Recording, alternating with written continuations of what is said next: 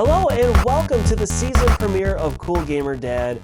As always, I'm Chris Eckert. Thank you so much for watching. On this season 2 premiere, I'm tackling one of my bucket list stories that I've always wanted to do, and that's Galloping Ghost Arcade in Brookfield, Illinois. It's one of the largest arcades in the US, and it's been growing every year since it started back in 2010. I recently had the chance to speak with Galloping Ghost Arcade owner Doc Mack about his arcade business and what he gets out of it. Here's the story. As arcades around the US were closing, Doc Mack had an idea. Anytime you heard about an arcade, it was closing. So as we wanted there to be arcades out there, it really forced us to look at why arcades were trending and going away. That led Doc to open Galloping Ghost Arcade in 2010, seemingly against all odds.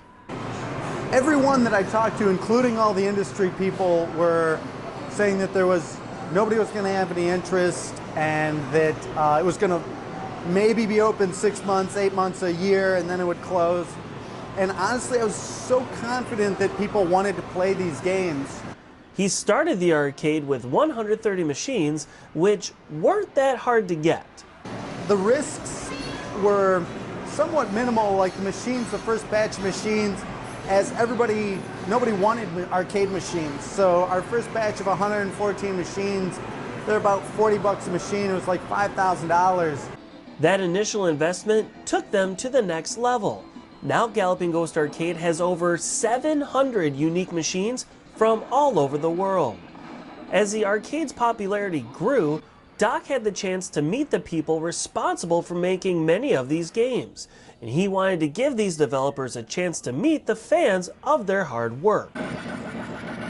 I hear all the stories 7 days a week of how these games have affected people, and so many of the artists and programmers and people that worked on these games, it was just a time forgotten to them.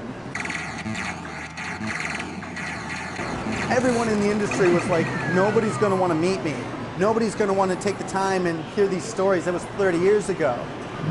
And I was so excited to meet these people and hear their stories and get all the inside information. It was something that was so unheard of, even to these guys.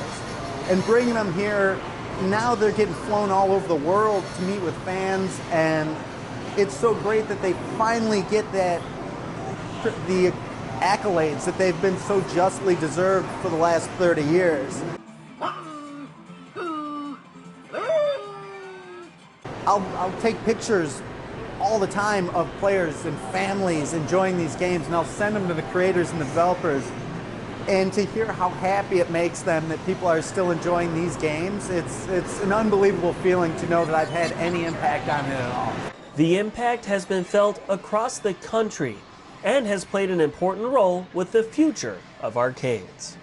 If you look historically, it was kind of a turning point, just even talking to so many industry people where everybody was like, nobody's going to want this.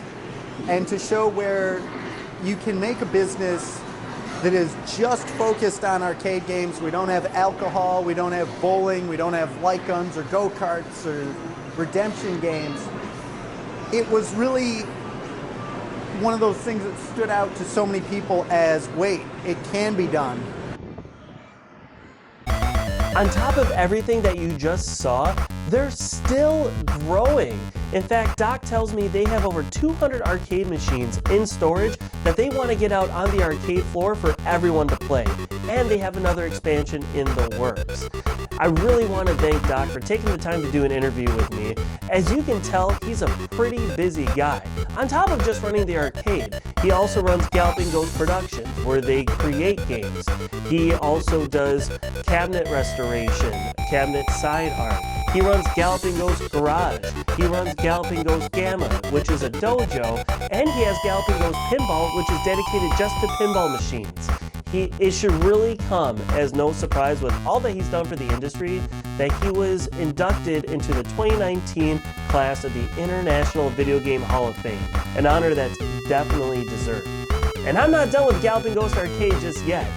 With that interview Doc did with me, I got a lot of other really neat stories, including one on what he considers the holy grail of arcade cabinets, and on the arcade game Narc, which the original developer finished a level just for him that was supposed to come out when it was originally released. So a lot of really neat stuff. You'll see that here in Season 2 down the road. So as always, thank you for watching Cool Gamer Dad. Please like this video, subscribe to our channel, and check out what else we have. We'll see you next time.